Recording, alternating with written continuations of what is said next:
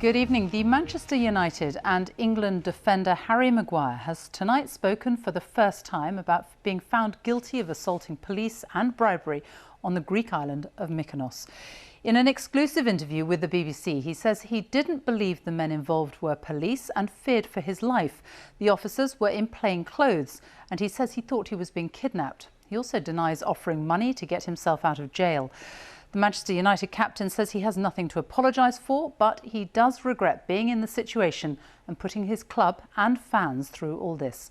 He's been talking to our sports editor, Dan Roan. Since he left a Greek courthouse on Saturday, Harry Maguire's not been seen or heard.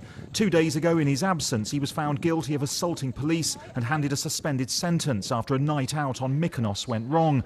But finally, the United and England star has broken his silence, telling me what it was like to spend 2 nights in custody. It was horrible. It's not something I ever want to do again. I don't wish it on anybody. It's the first time I've ever been inside a prison.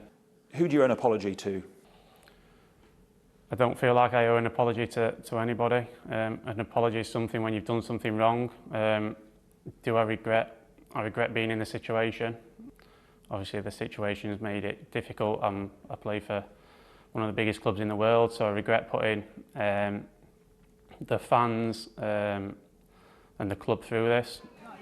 Do you accept that you were in a way asking for trouble being in that place that night? No, I think it could have happened anywhere. I love Greece. I think us footballers get a bit of stick for trying to stay away from everything in the public eye. It's not how I want to live my life. Maguire says trouble began when he suspected his sister Daisy had been attacked by 2 strangers. These 2 men approached my little sister. They asked her where she was from. She responded, and then my fiancée Fern seen my little sister's eyes like going to the back of her head. And she ran over and she was fainting, she was in and out of consciousness. And sorry.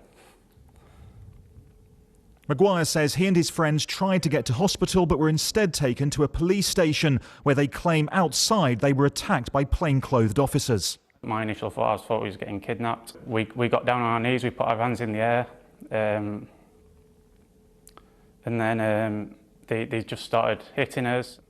They was hitting my legs, saying my career's over, no more football, you won't play again. And at this point, I thought there's no chance. These are police, or I don't know who they are, so I tried to run away. I was in that much of a panic, fear, scared for my life. You feared for your life, did you? Yeah, for sure, all the way through it. You said, do you know who I am? I play for Man United, I'm very rich, I can pay you, let us go. They were the quotes attributed to you. Did you try and bribe the police? No, for sure. As soon as I seen that statement, it's just ridiculous. Despite everything you've said, the facts remain, sadly, that you were found guilty. How can you remain captain of one of the biggest clubs in the world? It's a massive privilege to play for the club, never mind to be the captain. Obviously, it's not my decision to make. I have great faith in the Greek law. The retrial will give us more time to prepare, gather the evidence, allow witnesses into the court. And I'm really confident that the truth will be told and come out.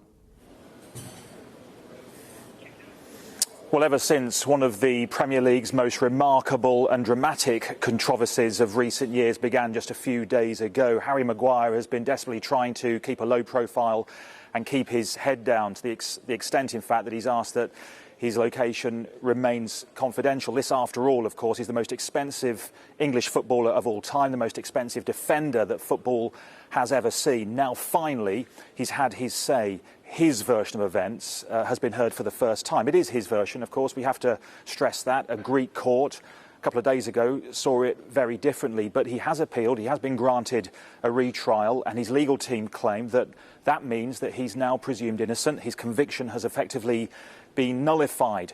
He'll now hope that he can concentrate on his football and get back to training and then the new season with Manchester United and, of course, England. That will have to wait, having been axed from the squad a couple of days ago by the manager, Gareth Southgate. But now he will hope he can concentrate on that. He'll have to wait, though, a bit longer for the appeal. That could take up to a year. Our sports editor, Dan Roan, thank you.